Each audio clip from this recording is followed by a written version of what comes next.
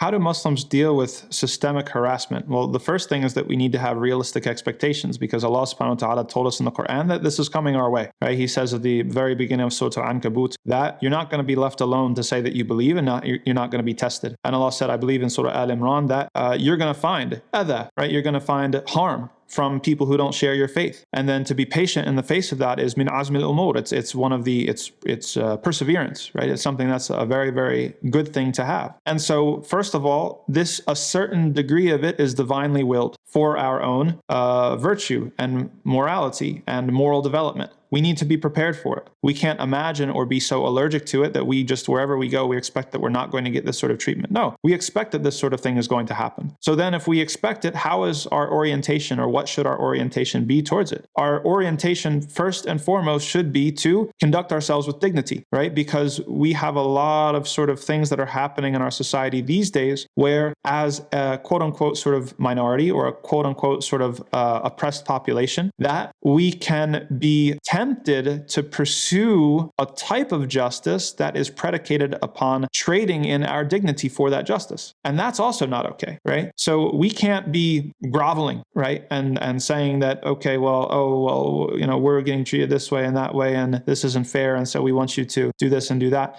Some of that's necessary. We need to advocate for ourselves. We need to advocate for ourselves upon principles that are going to ensure that everybody gets fair treatment. But let's say, to illustrate what I'm talking about, there are certain lobbies and movements that are demanding not just tolerance, not just equal treatment, but deliberate recognition, right? If you don't go out of your way to fly this flag, or to say that this is okay, or to say that you support this, right? We had someone in our community that was asked to change their Zoom background to a rainbow flag during the month of June. They said, no, I don't want to do that. That's against my faith, right? We shouldn't be going around telling people that, well, for the month of August or July, you're going to change your Zoom background to a star and crescent. That's what I'm talking about. That would be an undignified level of pursuing justice in a way that I don't think is based in Islam, right? We don't go to the point where we're shoving it down people's throats in that sort of way. We're not demanding that level of groveling and accommodation from other people. However,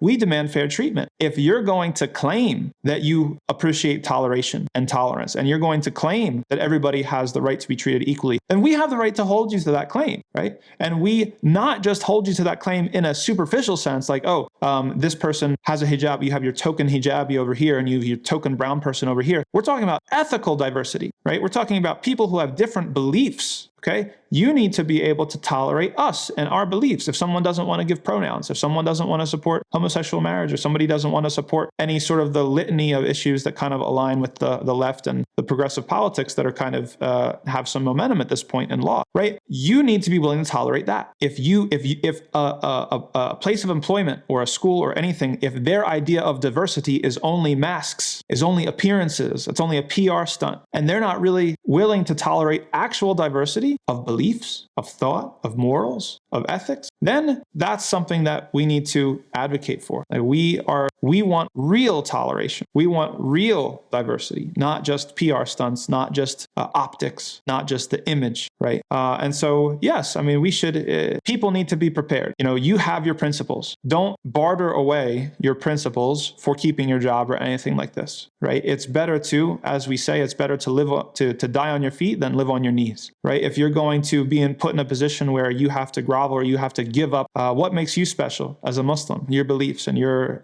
sort of worldview, in order to keep your position or to whatever, then sometimes we need to be prepared to leave our jobs. And this is not something that I say as someone who's out of touch. I've been in jobs like that. I've been in jobs. I've worked a lot of different types of jobs in my life. I've had the struggle to ask employers to pray. I've had employers react in a negative way to asking for accommodation for prayer, or people who made comments when I was praying, or people who looked at me in a funny way, right? At a certain point, you have to be willing to say, either I get this, that, and that, I get this type of recognition, or I'm gone, right? And once we start living according to these sorts of principles and advocating for ourselves, then people, I think, will have a higher respect for us.